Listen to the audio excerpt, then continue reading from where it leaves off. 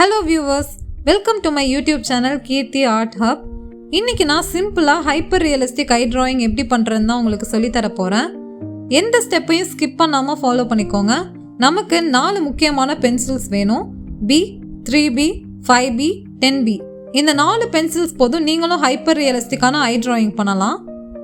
அதுக்கு ஃபர்ஸ்ட் நம்ம இந்த ஷேடிங் ப்ராசஸ்ல தான் ஸ்டார்ட் பண்றோம். நான் B பென்சில் யூஸ் பண்ணி இந்த கருவிழி ஃபுல்லாக ஷேட் பண்ணுறேன். ஷேடிங்கில் எந்த ஒரு காம்ப்ரமைஸும் பண்ணாதீங்க, அப்போ தான் நமக்கு ஹைப்பர் ரியலிஸ்டிக்கான அவுட்புட் கிடைக்கும். B பென்சிலை வச்சு இந்த மாதிரி ஃபுல்லாக ஷேட் பண்ணி கம்ப்ளீட் பண்ணிக்கோங்க. ஷேடிங் நீங்கள் முடித்தோன்னே அதை பிளெண்டிங் பண்ணணும். அதுக்கு இயர்பட்ஸ் யூஸ் பண்ணலாம். இந்த காட்டன் இயர்பட்ஸ் யூஸ் பண்ணி பண்ணும்போது ரொம்பவே டைம் கன்சியூமிங்காக இருக்கும். அதனால் நம்ம பெயிண்ட் ப்ரஷ் கூட இதுக்கு பதிலாக யூஸ் பண்ணிக்கலாம். நீங்கள் ரவுண்ட் ப்ரஷ் யூஸ் பண்ணிக்கோங்க, அது கொஞ்சம் ஈஸியாக இருக்கும். அதுக்கப்புறம் இப்போ நம்ம 3B பென்சில் யூஸ் பண்ணி அதே மாதிரி அகெயின் ஷேடிங் ப்ராசஸ்க்குள்ளே போகிறோம். அந்த கருவிழி ஃபுல்லாக ஷேட் பண்ணுறோம். நான் எந்த இடத்த விட்டுட்டு ஷேட் பண்ணுறோம் அதே மாதிரி ஃபாலோ பண்ணிக்கோங்க. இந்த மாதிரி ஷேட் பண்ணுங்கள். ஃபஸ்ட்டு வெர்டிக்கலாக ஷேட் பண்ணி கம்ப்ளீட் பண்ணிவிட்டு ஹாரிசாண்டலாகவும் ஷேட் பண்ணிக்கோங்க. ஸோ இதுவே ஒரு நல்ல லேயர்ஸ் ஃபார்ம் ஆகிருக்கும். இந்நேரம் நம்ம இதுக்கப்புறம் அகெயின் அதை பிளெண்ட் பண்ணுறோம். பிளெண்டிங் கரெக்டாக பண்ணணும். அதுதான் நமக்கு ரொம்ப முக்கியமான ஒரு பார்ட்டே. ஸோ இப்போ நான் 5B பென்சில் எடுத்துக்கிறேன். இது 3rd ஸ்டெப். ஸோ ஃபஸ்ட்டு ஸ்டெப்பில் நீங்கள் என்ன பார்த்தீங்கன்னா அழகாக B பென்சிலை வச்சு ஷேடிங் பண்ணி பிளெண்டிங் பண்ணோம். செகண்ட் ஸ்டெப்பில் என்ன பார்த்தோன்னா 3B பென்சிலை யூஸ் பண்ணி அகெயின் அதே மாதிரி ஷேடிங் பண்ணி பிளெண்டிங் பண்ணோம். ஃபைனலாக 5B பென்சிலை யூஸ் பண்ணி இப்போ நான் என்ன பண்ணுறேன்னா அதுக்கு அந்த கருவிழிக்கு மட்டும் ஒரு அவுட்லைன் மாதிரி கொடுத்துட்டு அந்த அவுட்லைனை சுற்றி மட்டும் ஷேட் பண்ணிக்கிறேன். நான் எப்படி பண்ணுறேனோ அதையே ஃபாலோ பண்ணிக்கோங்க. ஃபுல்லாக ஷேட் பண்ணிடாதீங்க. இதில் நான் எப்படி பண்ணுறேனோ அதையே ஃபாலோ பண்ணிக்கிட்டிங்கன்னா உங்களுக்கு கரெக்டாக வரும். அந்த சுற்றி அந்த அவுட்லைனுக்குள்ளே மட்டும் அந்த வளைவாக நீங்கள் ஷேட் பண்ணிக்கோங்க. அதையும் பிளெண்ட் பண்ணிக்கோங்க. பிளெண்டிங் முடிஞ்சளவு நல்லா பண்ணுங்கள். உங்களுக்கு ப்ரஷ்ல இல்லை காட்டன் இயர்பட்ஸில் எதுவுமே உங்களுக்கு ஒர்க் அவுட் ஆகலை அப்படின்னா டிஷ்யூ பேப்பர் கூட யூஸ் பண்ணிக்கலாம். ஆனால் பிளெண்டிங் மட்டும் நீங்கள் ப்ராப்பராக பண்ணிடணும். ஃபைனலாக நம்ம என்ன பண்ணுறோம், இந்த பியூப்பிள் இருக்குது இல்லையா, அதுக்குள்ளே நீங்கள் 10B பென்சிலோ இல்லை 8B பென்சிலோ எந்த பென்சில்ஸ் இருக்கோ அதை வச்சு ஃபுல்லாக ஷேட் பண்ணிக்கோங்க. இது ரொம்பவே முக்கியமான பார்ட். அழகாக இந்த மாதிரி ஷேட் பண்ணிக்கோங்க. அதுதான் ஒரு லுக்கே நமக்கு கிடைக்கும் அந்த கண்ணுக்கு. ஸோ அதை அந்த டார்க்கஸ்ட் பென்சிலை வச்சு நீங்கள் ஷேட் பண்ணிக்கோங்க உங்கள்கிட்ட எது இருக்கோ. 5B பென்சிலை வச்சு நான் இந்த ஷேடோ எஃபெக்டை கொடுத்துட்டேன். நெக்ஸ்ட்டு நான் எலக்ட்ரிக் இரேசர் எடுத்திருக்கேன். அதோட டிப்பை சிசில் ஷேப்பில் கட் பண்ணி வச்சுருக்கேன். இதனால் என்ன ஆகும்னா நமக்கு ஷார்ப்பாக இருக்கும். நம்ம இந்த வேவ் எஃபெக்ட்ஸ் கொடுக்குறோம் இல்லையா, அது நல்லா ஷார்ப்பாக இருந்துச்சுன்னா அவுட்புட் நல்லாயிருக்கும். ஸோ நம்ம இந்த கருவிழி ஃபுல்லாக இந்த மாதிரி வேவ் எஃபெக்ட்ஸ் கொடுக்குறோம். நல்லா நெருக்கமாகவே இதை வரைஞ்சிக்கோங்க. நான் எப்படி பண்ணுறேனோ அதே ஃபாலோ பண்ணிக்கோங்க. கொஞ்சம் இந்த மாதிரி வளைச்சி வளைச்சி கொடுத்துக்கோங்க. அதோட ஷார்ப்னஸ் போயிட்டுனா சாண்ட் பேப்பரில் இந்த மாதிரி நீங்கள் ரப் பண்ணலாம். இல்லைனா நீங்கள் நைஃபை வச்சு அதை கட் பண்ணால் கூட உங்களுக்கு ஷார்ப் ஆகிடும். சாண்ட் பேப்பரில் மெயினாக நம்ம எதுக்கு ரப் பண்ணுவோன்னா அதோடைய கலர் ரீட்டைன் பண்ணுறதுக்கு தான். பிகாஸ் நம்ம அந்த டார்க் ஷேடில் நம்ம கலர் பண்ணும்போது நம்மளோட இரேசர் டார்க் ஆகும் இல்லையா, ஸோ அதை அவாய்ட் பண்ணுறதுக்கும் நம்ம சாண்ட் பேப்பர் யூஸ் பண்ணலாம். இப்போ நான் 5B பென்சிலை எடுத்துக்கிட்டு பியூப்பிளோட அவுட்டர் ரீஜனில் இது மாதிரி டீட்டெயிலிங் கொடுக்குறேன். கருவிழியோட இன்னர் ரீஜன்லேயும் நம்ம டீட்டெயிலிங்ஸ் ஆட் பண்ணணும். நான் எப்படி பண்ணுறேனோ அதையே ஃபாலோ பண்ணிக்கோங்க. ஃபைனலாக இரேசரை வச்சு நான் கொஞ்சம் டீட்டெயிலிங்ஸ் கொடுக்குறேன். இதை கம்ப்ளீட் பண்ணோன்னே நம்ம 3B பென்சில் எடுத்துக்கலாம். இப்போ நம்ம என்ன பண்ண போகிறோன்னா அந்த கண் இமைகள் இருக்கும் இல்லையா, அதோட ரிஃப்ளெக்ஷன் தான் வரைகிறோம். கருவிழியில் அதை நம்ம கொடுக்க ஸ்டார்ட் பண்ணிட்டோம் பாருங்கள். எடுத்தோடனே நீங்கள் டார்க் பென்சிலுக்கு போகக்கூடாது. 5B ஆர் 8B வச்சு வரைஞ்சிங்கன்னா ஏதாவது மிஸ்டேக் ஆகிட்டுனா உங்களால் இரேஸ் பண்ண முடியாது. ஸோ நீங்கள் B பென்சில் யூஸ் பண்ணுங்கள், இல்லைனா 3B பென்சில் யூஸ் பண்ணிக்கோங்க. அதை வச்சு இந்த மாதிரி ரஃப்பாக கொடுத்துக்கலாம். அதுக்கப்புறம் நீங்கள் டார்க் பென்சிலை வச்சு அந்த இமைகளை டார்க் பண்ணலாம். இது கொஞ்சம் முக்கியமான விஷயம். நீங்கள் எப்போவுமே லைட் பென்சிலை வச்சே ஸ்டார்ட் பண்ணுங்கள். இல்லைனா மிஸ்டேக் ஆகிட்டுனா நம்மளால் இரேஸ் பண்ண முடியாது. அழிக்கிறதுக்கு ரொம்ப கஷ்டமாக இருக்கும். நம்மளுடைய ட்ராயிங் அதனால் ஸ்பாயில் கூட ஆகிடும். அதுக்கப்புறம் நான் என்ன பண்ணுறேன், இந்த ஒயிட் ரீஜன் இருக்கும் இல்லையா, அந்த இடத்துல இந்த மாதிரி நீங்கள் இரேசரை வச்சு ரப் பண்ணலாம். இல்லைனா ஒயிட்னர் கூட யூஸ் பண்ணலாம். நீங்கள் ஒரு ரெஃபரன்ஸ் இமேஜ் எடுக்கும் போதே ரொம்ப கான்ஷியஸாக பாருங்கள். எங்கெங்கெல்லாம் வந்து கண்ணில் அந்த லைட் ரிஃப்ளெக்ஷன் படும்போது எங்கெல்லாம் நம்ம கண்ணில் வந்து ஒயிட்டாக இருக்குது அப்படிங்கிறத நல்லா அனலைஸ் பண்ணிவிட்டு அதுக்கேற்ற மாதிரி ட்ராயிங் பண்ணுங்கள். இப்போ நான் கருவிழி ஃபுல்லாக கம்ப்ளீட் பண்ணிவிட்டு அதோடைய அவுட்டர் ரீஜனுக்கு வரேன். கண்ணோட இந்த வெள்ளை மொழி அப்படின்னு சொல்லுவாங்க இல்லையா, அங்கே தான் வந்திருக்கேன்.